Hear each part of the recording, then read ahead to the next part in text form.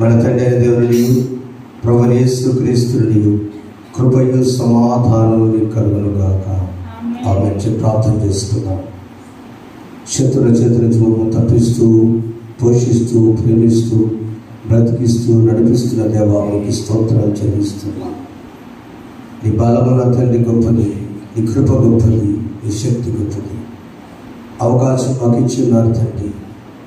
మమ్మల్ని నిబిడుగా వాడబట్టడానికి, నీ సన్నిధిలో గడపడానికి ఆశతో పరుగుపరుగుచ్చిన మా ప్రతి ప్రియ సహోదరులను జ్ఞాపకం చేసుకుని, చిన్నవాళ్ళని, పెద్దవారు, యూత్ వారిని జ్ఞాపకం చేసుకునేవా. అనేక మంది ధన్యత మాకు ఇచ్చినారు. కొద్ది మాట మాతో మాట్లాడండి. నీ సన్నిధిలో చేరిన బిడ్డలు, మీడియా చూస్తున్న వారిని, వింటున్న వారిని నీ చేతులకు అప్పగిస్తూ పరిశుద్ధాత్మ సన్నిధి ప్రకాశింపజేసి ప్రతి వాక్కున తండ్రి మమ్మల్ని బలపరిచేదిగా చేయమని యేసునామమున వేడుకొని ప్రార్థిస్తున్నాము తండ్రి. ఆమేన్. దయచేసి కూర్చున్నాం.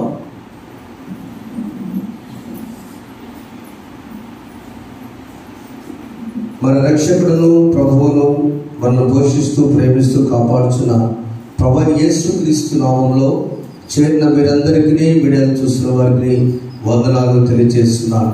ప్రజలండి వెనుకున్నటువంటి వారికి ప్రత్యేకమైన వందనాలు తెలియజేస్తున్నా. 10వ తర్వాతి 15వ ఆదివారంలో మనం ఉన్నాం. దేవుడు మనకి ఇచ్చిన శ్రేష్టమైన సమయం. ఆయన సన్నిధిలో ఈ వరద పరిస్థితుల మధ్య కూడా మనల్ని నిలబెట్టి, బ్రతికించి, పోషిస్తూ, నడిపిస్తున్న దేవునికి వందనాలు. ఈ దినం చదవబడిన 3 పాఠ్య భాగంలో నుండి రెండు విషయాలుగా ఉన్నాయి. మొదటిది, మనము దేవుని ప్రేమిస్తాం, కానీ దేవుడు ప్రేమించేది కొందరినే. దేవుడు ప్రేమించిన లిస్ట్ కొంత ఉంటుంది. దేవుడు లోకమును ఎంతో ప్రేమించాడు, కానీ దేవుడు కొందరిని చూజ్ చేసుకుంటాడు, ఎన్నుకుంటాడు.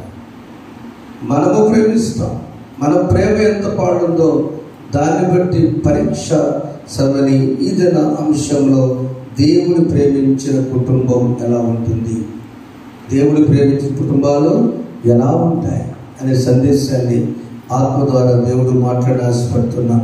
చదువుల వాక్య భాగం నుండి మొదటిగా తెస్సలోనికి రాసిన పత్రిక, 2వ పత్రిక, అపోస్తలుడైన పౌలు తెస్సలోనికి రాసిన 2వ పత్రిక 3వ అధ్యాయము 9వ వచనాన్ని మనం తీసుకుందాం. మీరు మమ్మను పోలి నడుచుకోవాలని మమ్మను మేము మాదిరిగా కల్పించుకుంటే ఇలాగ చేస్తుంది, కానీ మాకు అధికారం లేదని చేయలేదు. ఇంకొంచెం అర్థం ఏంటని చెప్తాను. మీరు మమ్మను పోలి నడుచుకున్నవలెను అనగా, దేవుని బిడ్డలు, దేవుడు ప్రేమించినటువంటి కుటుంబాలు మొదటిగా ఎలా ఉండాలంటే మాదిరిగా జీవించాలి. మోడల్ లైఫ్ మాదిరిగా జీవించాలి. ఎవరిని మాదిరిగా? యేసు ప్రభువుని మాదిరిగా తీసుకోవాలి. పౌలు గారు ఏం చెప్తారంటే, ఆయనకి నన్ను పోలి నడుచుకుంటే నేను యేసుని మాదిరిగా తీసుకున్నాను. ఆయన కొడుతున్నా కూడా శిలువ పైన పలికిన మొదటి మాట, తండ్రి మీరేం చేస్తున్నారో వీరెరుగు కనుక వీరిని క్షమించమన్నారు. మాదిరి అంటే అక్కడ అందుకనే గతంలో గతం చెప్పుకున్నాం మనం. పూర్వం నేను హింసకుడను, దూషకుడను, హానికరుడను, కానీ ఇప్పుడు నేను లేదు. దేవుడు మనల్ని ప్రేమించే కుటుంబాలు ఎలా ఆశ్రయించబడతాయంటే, దేవుడు ప్రేమించడానికి ఏమొచ్చి ఆయన ప్రేమించాలి? దేవుడు మొట్టమొదటి నా బిడ్డలు నన్ను పోలి నడుస్తున్నారు. పేతురు రాసిన మొదటి పత్రిక 2వ అధ్యాయము 21వ వచనంలో మనం చూసినట్లయితే, క్రీస్తు కూడా మీ కొరకు బాధపడి మీరు తన అడుగు జాడల్లో నడుచుకున్నను మీకు మాదిరి ఉంచిపోయాను. అందరు తీసాను అక్కడ మనం చదువు.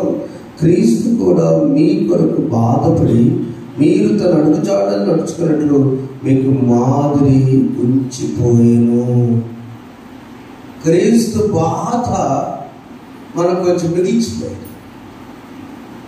శ్రమలు, బాధలు, కష్టాలు అనుకుంటున్న వారిలాగా ఆ ఆహార పొట్లాలు విసిరేస్తుంటే బట్టతలని టీషర్ట్ తీసుకుని చాలా మంచి ఉద్యోగస్తులు కనిపించాడు నాకు ఆయన. నేను ఆయనకి వెళ్ళి చూస్తున్నా. చాలామంది పేదవారు ఆయన కూడా ఆయన అందుకోలేకపోతున్నాడు. ఎవరు తెచ్చిస్తే బాగుంది అనుకుంటున్నాడు. వయసు 50 దాటి ఉంటాయి. మన ప్రేమరాజు గారు లాగున్నాడు సార్. అలాగే ఉండి ఆయన చూస్తుంటే నా బాధేసింది. ఆయనకి ఏమి లేక ఆహారం చూస్తే ఆయనకి ఎంత ఉంటుందమ్మా?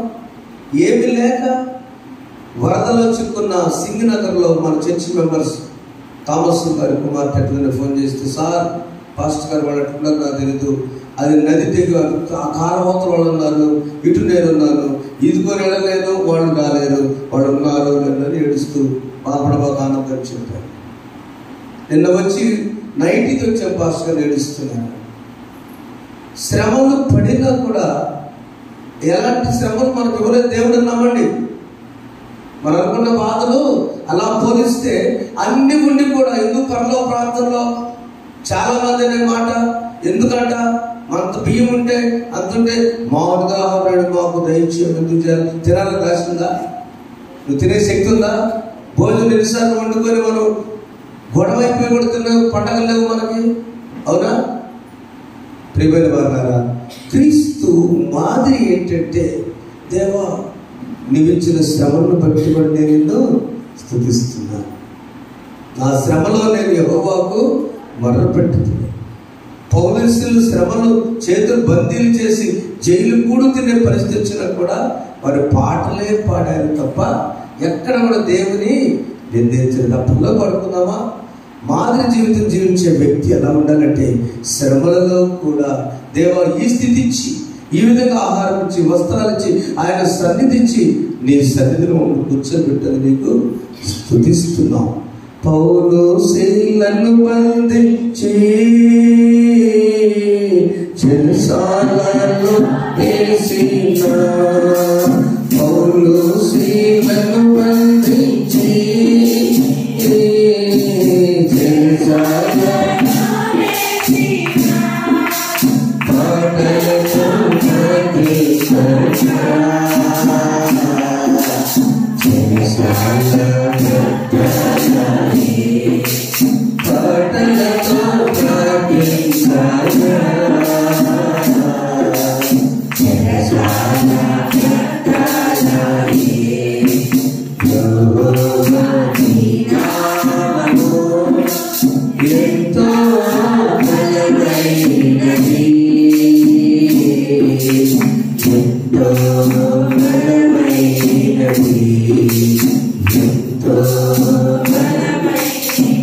దేవుడు ప్రేమించిన కుటుంబం ఎలా ఉండాలంటే మోడల్ లైఫ్, మాదిరి జీవితం. ఎవరిని?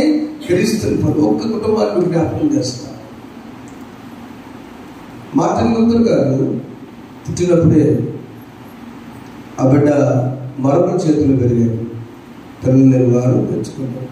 ఆ తర్వాత జరిగింది. తర్వాత మరొక తల్లి ఫాదర్ హెయిర్ గారు వాళ్ళకి దీనస్థితి నుంచి. విలియం కేరీ గారు ఈ బైబిల్ ట్రాన్స్లేట్ చేసిన ఆయన బ్యాప్టిస్ట్ చర్చి పితామహుడు. ఆ ప్రెస్లో ఈ అక్షరాలన్నీ తెలుగులో, తమిళలో అన్ని పెట్టి రెడీ చేసుకుని కలకత్తానే ప్రింటింగ్కి వెళ్ళిపోతున్నాయి, తగలబెట్టేసే ప్రెస్. ఒక అక్షరం నేర్చుకుంటే ఎంత కష్టం.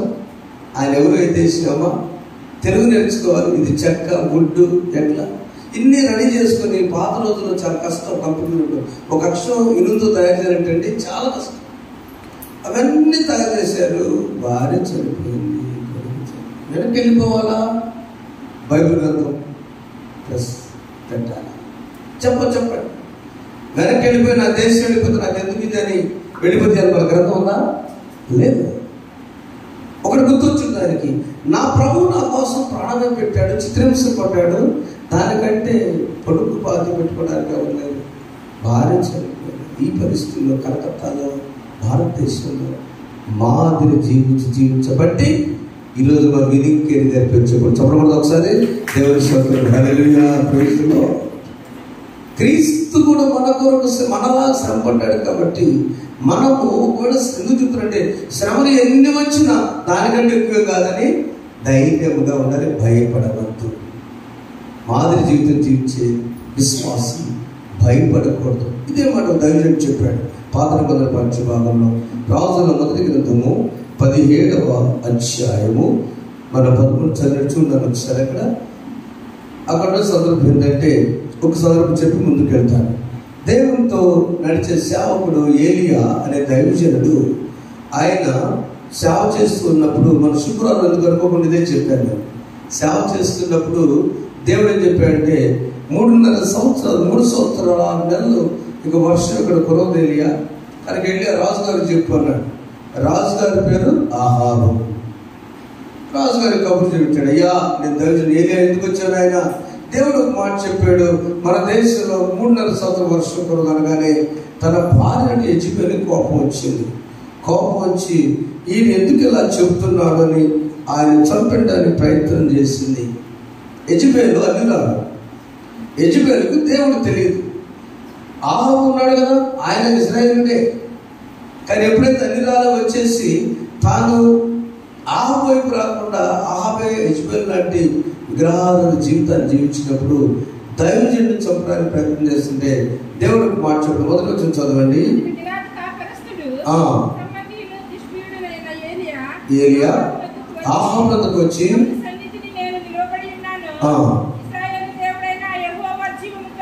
ఇశ్రాయేలు దేవుడైన యెహోవా జీవముతోడు నా ప్రాణ ప్రకారం గాక ఈ సంవత్సరంలో మంచైనను వర్షం పడదని ప్రకటించాను. చాలా ఈ మాట చెప్పి కబురు చెప్పగానే శుభవార్త చెప్తే రాజుగారు ఏదైనా ఇచ్చి పంపిస్తాడు, కానీ అశుభవార్త తూరుకుంటాడా? ఈ దేవుడు చెప్పాడు అనుకోకుండా వెంటనే ఆయన పైన మరణ మామూలు చేసి వెళ్ళిపోయి ఎక్కడ పడి చెప్పండి. దేవుడు చేసింటే పిమ్మటి యెహోవా కథ 3వ చదువునా ప్రత్యక్షమై ఇచ్చటి నుండి కెరీతు వాగు దగ్గర దాగి ఉండుము.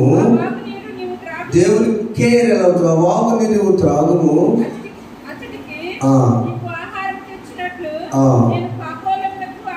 ఆహారం తెచ్చిన కాకలు కనుక అతనికి తెలియచేయగా వాగు దగ్గర నివాసం చేసే చాలు. చూడండి, మన తుంగభద్ర వాగు ప్రక్కనే వెళ్తుంది. కిషోర్ దాంట్లోకి వెళ్ళి మినరల్ వాటర్ పోసినట్టు నేను తాగుతాను. ఇప్పుడు తుంగభద్ర నీళ్ళు నేను తాగుతాను. వాగు నీళ్ళు ఏలియా.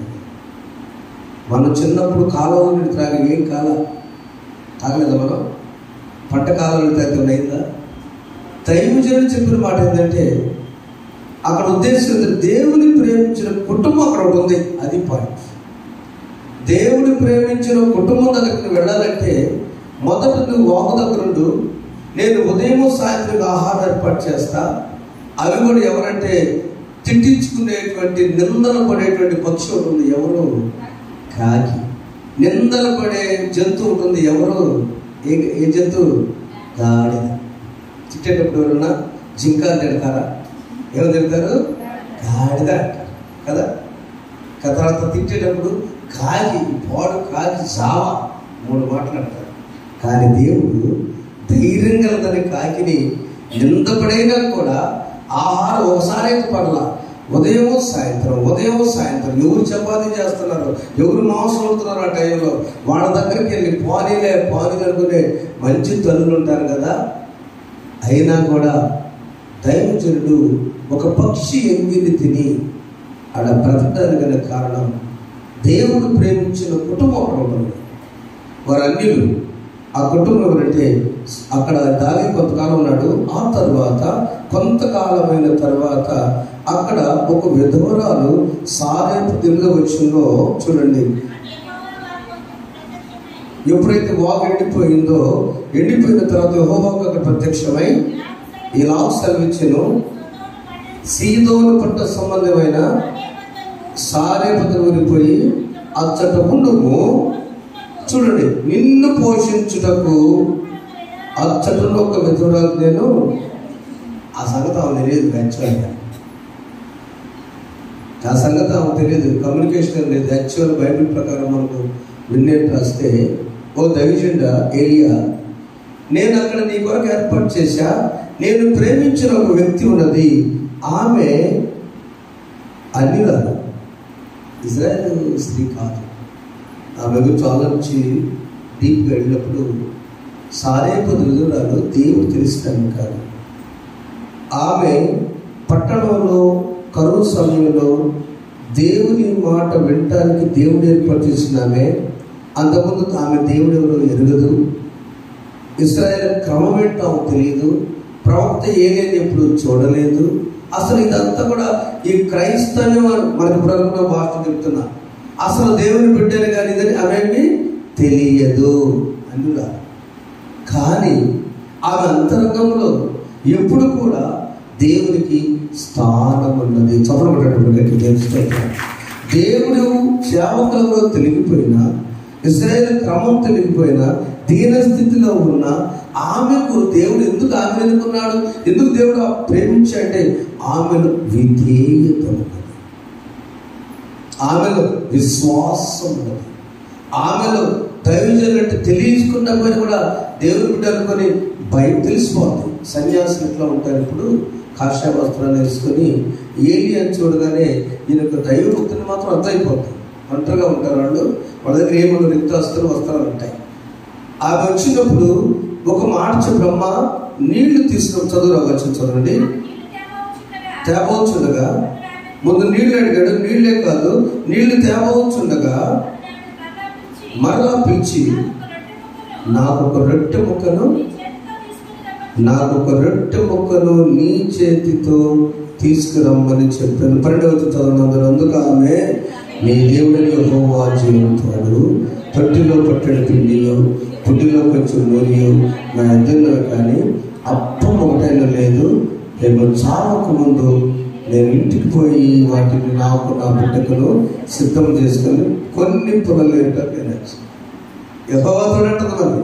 ఎందుకంటే యెహోవా సేవకుడు కదా అర్థమయ్యి, యెహోవా జీవంతో ఆయన అమ్మతోడు దేవునితోడు రొట్టెపెట్టుకుని సరే నేను అబద్ధం చెప్పను. నాకు నా కొడుకు చాపడానికి ఒక్క అప్పం చేయడానికి పిండి ఉంది, నూనె ఉందనగానే ఒక మాట దైవజనుడు చెప్పి జాగ్రత్తగా ఇక్కడ ప్రియమైన వాళ్ళారా, దేవుని స్తోత్రం చెప్తున్నాను ఈ మాట. భయపడవద్దు అంటలు చేసుకుంది. అందుకు అప్పుడే ఆమె తిట్లను, భయపడవద్దు, పోయి నీవు చెప్పినట్లు చేయంతే. నాకు ఒక చిన్న అప్పం చేసుకురా. నేను ఇన్ని రోజులు అనుకున్నానండి, యాక్చువల్గా మీ దైవసేవలు చెప్తున్నా, ఆమె అప్పం చేసి మొక్క తెచ్చింది అనుకున్నాను రా. కాదు. ఆమె ఏం చేసిందంటే ఇంత పిండి మళ్ళీ చిన్నది చేసినారు. అది పాయింట్. నన్ను క్లారిఫై చేసుకున్నాను నేను కూడా.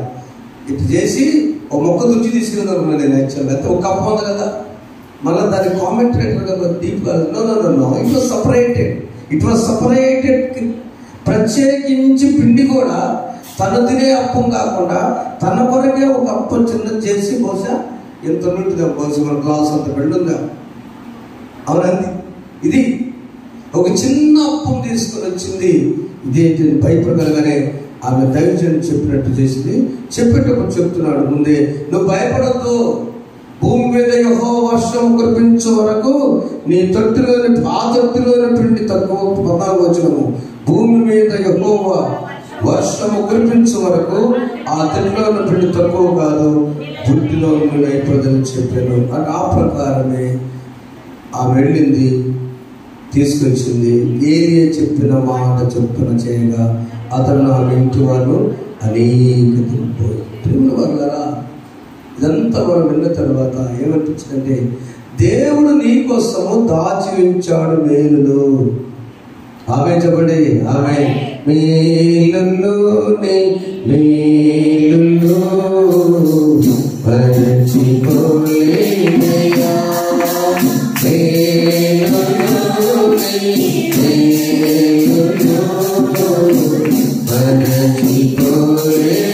మరచిపోలేనయ్యా, నా ప్రాణము మరచిపోలేనయ్యా,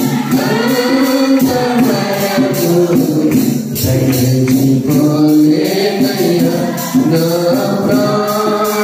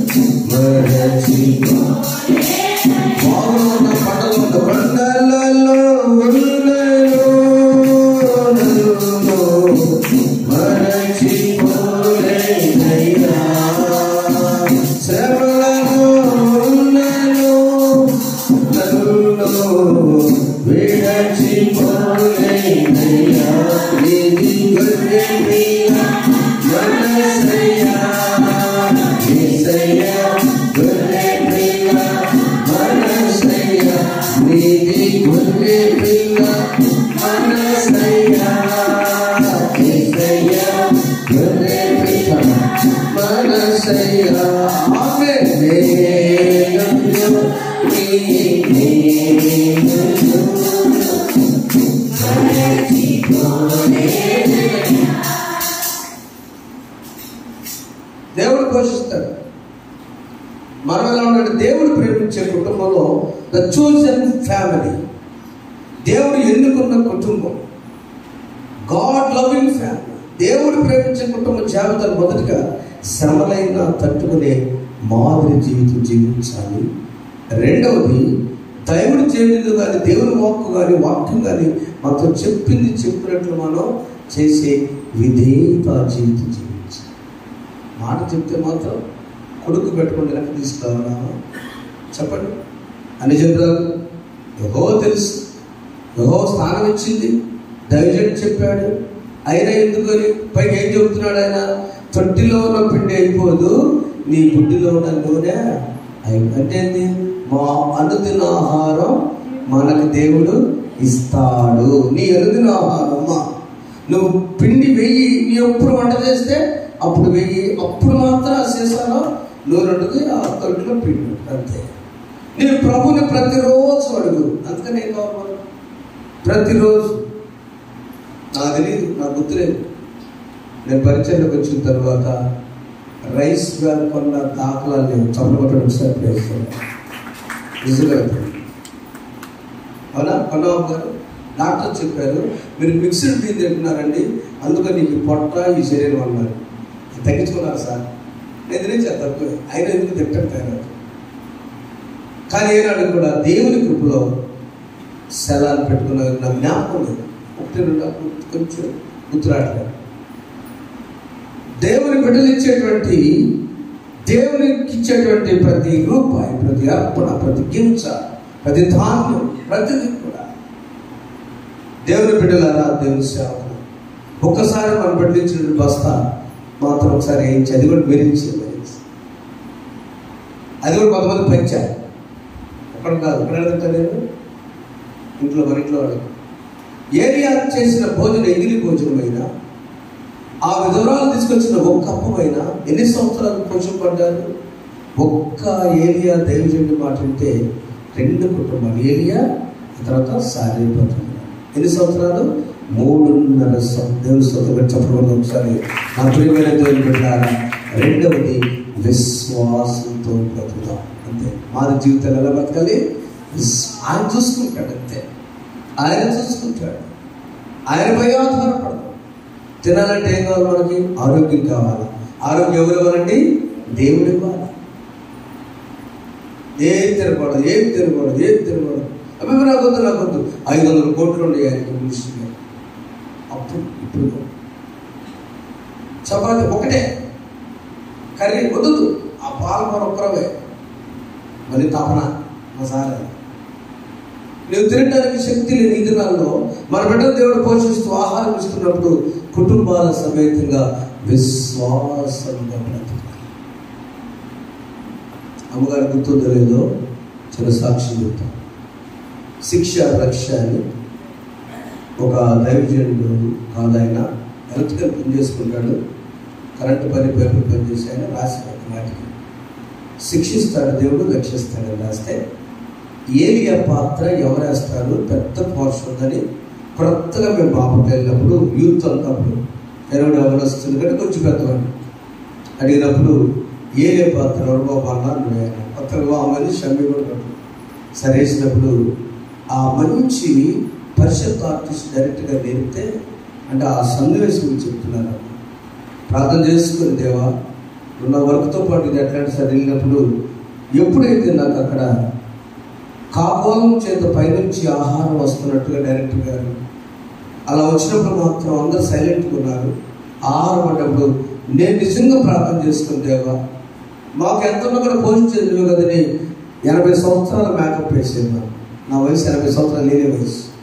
అలా ఒక్కసారి నిజంగా ఉదయపూర్వక అలా పైకి ఆ మొక్క పడగానే వాళ్ళు అట్లా ఇసిరేస్తారు కదా నాటుకున్నా పడగానే నేను దీనికి చూడకుండా దేవానికి స్తోత్రం యెహోవా మా దేవని ఆ పాట పాడు దాంట్లో వేసుకొని మాట్లాడు. అప్పుడు ఆయన వచ్చి తమ్ముడు నువ్వు నేను చెప్పలేదు కదా అది ఎందుకు తీసుకున్నాడు ఆయన నేను చెప్పలేదు కదా నాకు అక్కడ అనిపించింది.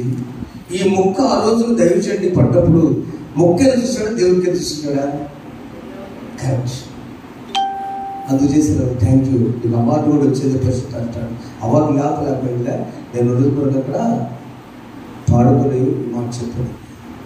యెహోవా మా దేవా నీచము నిన్ను స్తుతించెదను నీ శరణు చొచ్చి ఉన్నాను మమ్మెన్నడు సిగ్గుపడనీయవు నీ శరణు చొచ్చి ఉన్నాను మమ్మెన్నడు సిగ్గుపడనీయవు యెహోవా మా దేవా. నీ బిడ్డలు సిగ్గుపడ్డాయో నీ బిడ్డలు పోషిస్తావు నీ బిడ్డలు ఏ పరిస్థితుల్లో చూస్తావు. ఒక్క మొక్కేంది ఏ రోజుకైనా దేవుడు తను నమ్మిన కుటుంబాలను తాను ప్రేమించిన కుటుంబాలను పోషించునుగాక. మనం ఆ లిస్టులో ఉండాలి. విశ్వాసం మొదటిది model life. Number 2 faithful life. ఏదైనా దేవుడు చెప్పించినప్పుడు జరిగిస్తాడు. విశ్వాస జీవితంలో మనం నడవాలి. అలా నడిచారు ఆశ్రయించబడ్డారు. తాను తాను ఇంటి వరంగా చూసారా తాను తాను ఇంటి వరంగా చూసారు కదమ్మా. అనేక చదువుల మార్చుకుని అనేక దినంలో 15 యెహోవా దేవుడు సెలవిచ్చిన ఉన్నాడు. అంతటా ఆమె వెళ్ళి ఏం చెప్పిన మాట చొప్పున చేయగా అతడును ఆమెయు ఆమె ఇంటి వారును అనేక దినాల్లో ఆంటీకి ఎంతమంది పెట్టిందో భోజనం ముందే ఒక్కడే కొడుకుంది కదా.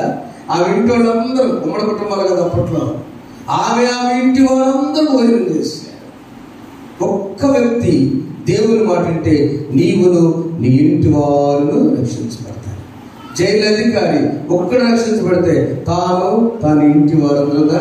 లూదియమ్మ ఒక్కతే తాను ఇంటి వారు. యెహోషువ నేను నా ఇంటి. నీ ఒక్కదానివి విశ్వాసంగా జీవిస్తాను రెడీ అవు మాదిరిగా జీవిస్తాను రెడీ అయినప్పుడు దేవుడు అద్భుత కార్యాలు జరిగిస్తాడు. చివరిగా స్వార్థ పక్ష భాగంలో ప్రభు వారు ప్రేమించిన కుటుంబది. ఆ కుటుంబంలో యోహాను సువార్త 11వ అధ్యాయంలో మనం చూసినప్పుడు అక్కడ యేసు ప్రభు ప్రేమించిన కుటుంబం ఉంది. ఆ కుటుంబం మరియా మార్తా లాజరు కుటుంబం. ప్రేమించడానికి చాలా ఇష్టమైన కుటుంబం. అక్కడ యేసు ప్రభు చేసిన 7వ అద్భుతం అది. ఆ కుటుంబంలో లాజరు నడుపుతున్నాడు. ఆ పేరు అర్థం దేవుడే నాకు సహాయం. God is my helper. Lazarus అంటే అర్థం దేవుడే నాకు సహాయం అన్నాడు.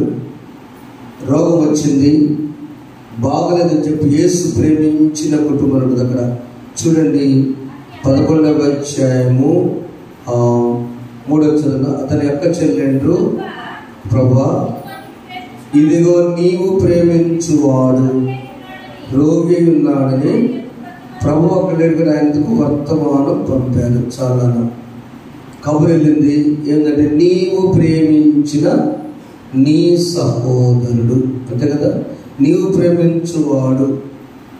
ఈ కుటుంబంలో ఎవరు పెద్దవారు? మొన్న ఆయన పాస్టర్స్ మీటింగ్లో ఓ దైవజనుడు ప్రశ్న వేసాడు, ఇదే ప్రశ్న మీకు కూడా వేస్తున్నాను.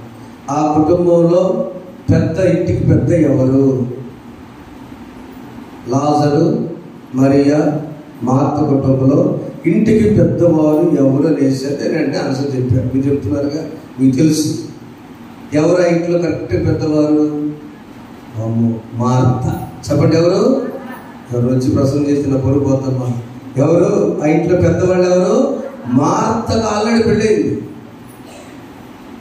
కుష్ఠరోగి సీమోను ఆమె భర్త.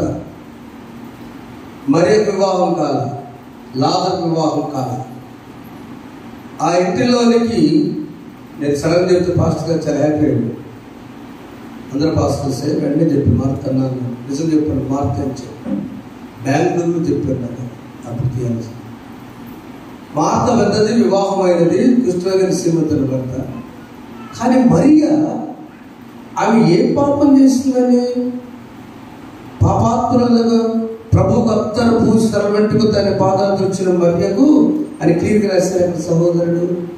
ఆమె ఆధ్యాత్మిక విషయంలో పాపం చేస్తే బాధపడింది. దేవుని సన్నిధిని దూరమైందని పాపం చేస్తే బాధపడింది.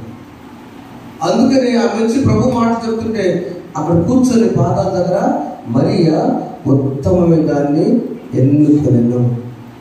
ఈ దేవుడు ప్రేమించిన, యేసు ప్రేమించిన కుటుంబానికి యేసు ప్రభు గిఫ్ట్ ఇవ్వాలనుకున్నాడు. రోగం వచ్చిందని తెలియగానే వెంటనే ఎక్కడికి వెళ్ళాలి? ప్రభు అంటే బయలుదేరి రావాలి కదా, ప్రభు వెంటనే బయలుదేరి రావాలి కదా. కానీ రాలేదు. దేవుడు తెలుసు ఆయన 3వ వచనంలో 4వ వచనంలో, అది విని ఈ వ్యాధి మరణం కొరకు వచ్చినది కాదు కానీ దేవుని కుమారుడు దాని వల్ల మహిమపరచడానికి వచ్చిందని చెప్తున్నాను. శిష్యులు చెబుతున్నాడు, అయ్యా మన ఇల్లు బేతనీ గ్రామంలో రోజుల ఇల్లు, ఆ ఇంటిలో మరి మన వాళ్ళంతా అలా ఉన్నట్టే చెప్పినప్పుడు ప్రభు ఎందుకు కాదు ఇది మహిమ ఘనత చెందటానికి ఈ వ్యాధి వచ్చింది. ఇప్పటికి అర్థం కాదు. వెంటనే వచ్చి అక్కడికి వచ్చినప్పుడు 2 దినాల తర్వాత ప్రభు వచ్చినప్పుడు శిష్యులు అక్కడ గుర్తుంటున్నారు. కానీ ప్రభు చెప్పిన మాట 11 ఆయన ఈ మాట చెప్పిన తర్వాత, మన స్నేహితుడు లాజరు నిద్రించున్నాడు, అతను మేలుకు పిలుచున్నామని వారితో చెప్పాను. చూడండి, అప్పటికే 4 దినాలు అయినప్పుడు కూడా సమాధిలో తెలుసుకున్న తర్వాత కూడా అక్కడికి వచ్చి మార్తట 20వ వచనంలో ప్రభుతో, ప్రభువా నీవెక్కడ ఉండినా నా సహోదరుడు చావకుండును. మళ్ళీ 24వ వచనంలో లెగుస్తాడమంటే అంత్య దినమున పునరుద్ధానం లేచునని ఎరుగుతాడు. ఈ మాటలు ప్రభువుని గుంజుకుంటూ చేసినాడు. చెట్టంగా నిందేస్తుంది. వెళ్దాం పదా అంటే వాసన పట్టిదని ఒక ఆమె చివరిలో లెగుస్తాడే పునరుద్ధానాన్ని నిందలేస్తున్నాడు. 7వ అద్భుతం ఇది. ఫస్ట్ అయితే అనుకోవచ్చు, 6 అద్భుతాలు విన్న మార్త, మరియా ఫ్యామిలీ 6 అద్భుతాలు పంచుకున్నటువంటి విశ్వాసంలో పడిపోయారు. అందుకని యేసు కన్నీళ్లు విడిచెను. యేసు ఎందుకు కన్నీళ్లు విడిచాడు? లేకపోతే ఆయన మాటతో బ్రతికించగల శక్తి అర్థమైందమ్మా. యేసు కన్నీళ్లు విడిచింది. వాళ్ళిద్దరు చీరుతున్నారు, అయ్యా మళ్ళీ ఎక్కడ కానీ చీరుతాడా? అవసరమా? దైవ కుమారుడు శక్తిమంతుడు కాదు. వీళ్ళు ఇంత విశ్వాసం. నేనే కుటుంబం. దేవుని ప్రేమించిన కుటుంబాలు ఎలా ఉండాలి తెలుసా? మరణమైన, బాధ అయిన, శ్రమ అయిన దేవునికి మహిమ కలుగుగా. చెప్పడం గట్టిగా, శోధన బాధలు శ్రమలు కలిగిన ఆదుకొనున్న ప్రభువు. శోధన బాధలు శ్రమలు కలిగిన ఆదుకొనున్న ప్రభువు. వ్యాధులు లేములు మరణము చిన్న నాథుడే కాని వీక్షణగున్న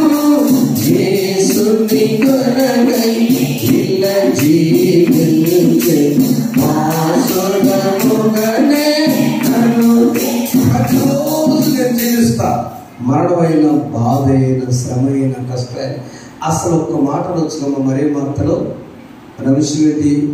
దేవుని ప్రేమించిన కుటుంబం ఎలా ఉండాలి? మొదటిగా శ్రమను తట్టుకునే పౌలు గారు చెప్పినట్లుగా మాదిరి జీవితం జీవిస్తూ, మేము మిమ్మల్ని భోజనం కూడా అడగట్లేదు, పని చేయని వాడు భోజనం చేయొద్దన్నాడు. ఆ మాట చెప్పలేదు నేను. ఇంకా పని చేయని వాడు భోజనం చేయకూడదట.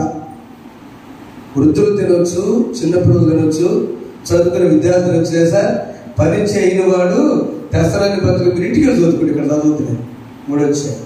పని చేయని వాడు భోజనం చేయకూడదు అంతే. అరుగుల మీద అయిపోతున్నాయి గుర్తువారలాగా. జాబు నీ దగ్గరకు రాదు, నువ్వు ఉద్యోగం దగ్గరికి వెళ్ళంతే. ఆమేన్. గురుడే తిప్పుదామా, మీ పని మీరు చేసుకుంటున్నా ఉండకూడదు. విద్య అయిపోయిన తర్వాత ఎవరస్తులు ఉండకూడదు అంతే. పని చేయని వాడు భోజనం చేయడం, వ్యవసాయం వేద ఎవరు చూసుకుంటారు? ఇక్కడ జరిగినప్పుడు మొదటిగా మాదిరి జీవితం, రెండవది సారేపతిరాలకు విశ్వాస జీవితం, మూడవది యేసుతో జీవించే జీవితం. యేసు కుటుంబ సభ్యులు, ఫ్యామిలీ మెంబర్. నీవు ఉన్నావులే అంటలా వాళ్ళు ఏమంటారు? నిందిస్తారు. ప్రియమైన పెట్టారు. ప్రభు లాజరు బయటికి రాగానే ఇక మన తెలుసు అక్కడి నుంచి ఆ గ్రామంలో, ఆ ప్రాంతం అంతా కూడా యేసు ఆత్మలో కలవరం మూలుగుచ్చు.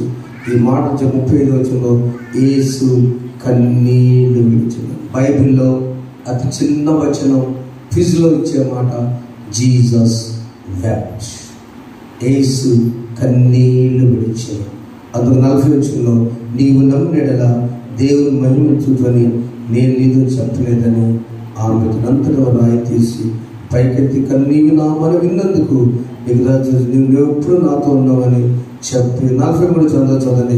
ఆయన అలాగూ చెప్పి లాజరు బయటికి రమ్మని బిగ్గరగా చెప్పగా చనిపోయిన వాడు కాళ్ళు చేతులు తగ్గించుకోవడం వెలుపలికి వచ్చిన అతని ముఖములకు రుమాలు కట్టిండు. అంతటి యేసు మీరు అతని కట్లు విప్పాడని వానితో ఏసీలో కొనుక్కున్నాడు మనవాడు రైతున్నాడు కదా, కమ్మగా హల్లెలూయా.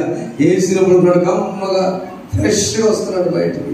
కారణం ప్రభు ముందే చెప్పాడు, లాజరు రోగము, లాజరు మరణము దేవుని మహిమపరచడానికే తప్ప మరి దేనికి రాలేదు.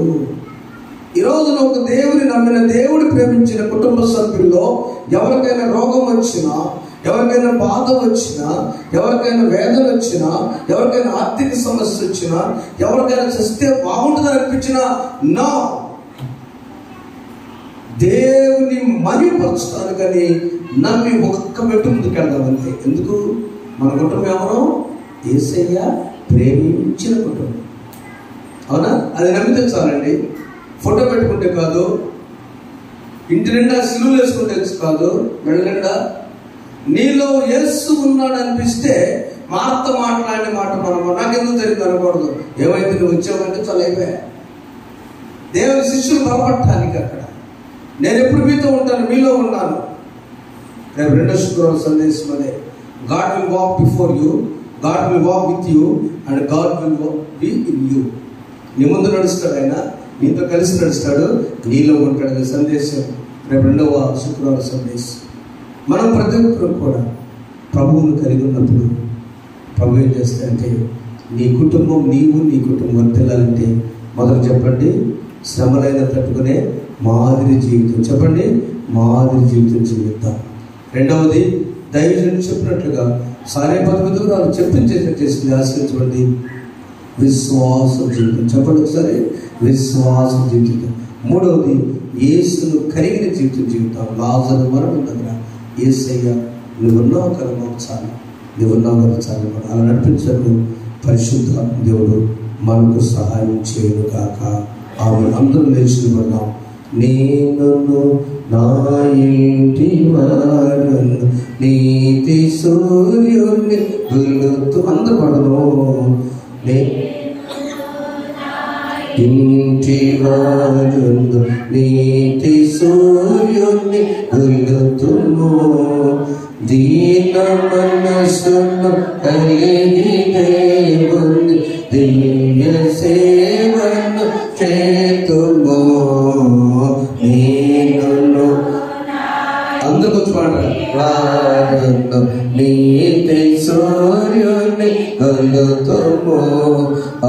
అనుదినమును ప్రభుని దలచుచు అలయకను ప్రార్థితము అనవరతమా ప్రభుని చేతము అనుసరిల్తుము పనులలో. అందరూ నేను నా ఇంటి వారు నీతి పరిశుద్ధుడానికి స్తోత్రాలు. నీవు ప్రేమించిన కుటుంబం దైవజనుడిని ఏలియాను పోషించి గౌరవించి అందుకే ఆమె ఆశీర్వించు సరైపోతుంది సహోదరు. నీవు ప్రేమించే కుటుంబ విశ్వాసం నడిచింది ఆయన స్తోత్రాలు. పౌలు గారు చెప్పి నీవు ప్రేమించిన కుటుంబాన్ని నన్ను బోల్నడుమని చెప్పాడయ్యా. శ్రమైన కష్టమైన పని చేసుకుంటూ మేము బ్రతుకుతున్నామని చెప్పాడు. కష్టపడి పనిచేసి నీకు సాక్షిగా చేదేవాడిని మాదిరి జీవితం చేదేవుస్తున్నాను. నీవు ప్రేమించిన మరే మాత్రం లాజరు కుటుంబాన్ని నీ స్థానాన్ని మర్చిపోయారు. నీవు ఉన్నావు మాతో అని మేము కూడా మాలో మీరు ఉన్నారు, మా కుటుంబ సభ్యులు చేసేయని మేము కలిగి ధైర్యంగా భయపడవద్దని చెప్పాను. ధైర్యం ముందు సాగు వచ్చిన విన్న వాక్యం మీరు కట్టి ఫలింపచేయండి. ఏసునామమున వేడుకొంచున్నాము తండ్రి, ఆమేన్. సమస్త జ్ఞానం నుంచి దేవుని సమాధానం ప్రభువైన యేసుక్రీస్తు వలన మీ హృదయంలోకి మీ తలుపులు కావాలని గాక. ఆమేన్. దేవా నాయందు శుద్ధ హృదయము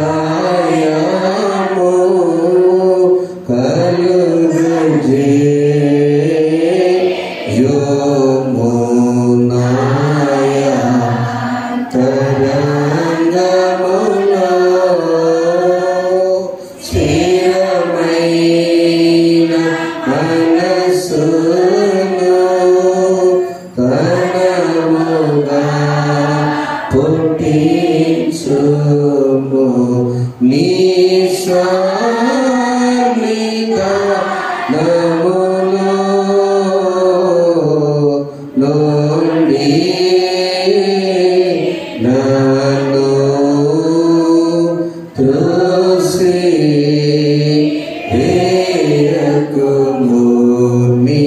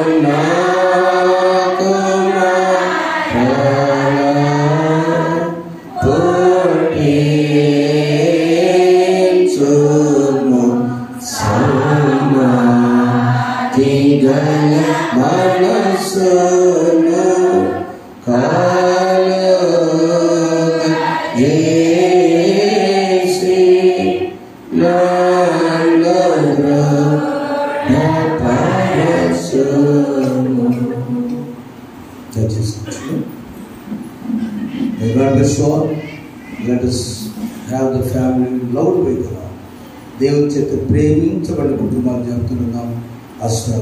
దేవుడిని దీవించుకున్నాక ప్రభు మీ జీవితం చేసిన కృతజ్ఞతలు మృగపడి ముందుకు వచ్చి ప్రార్థన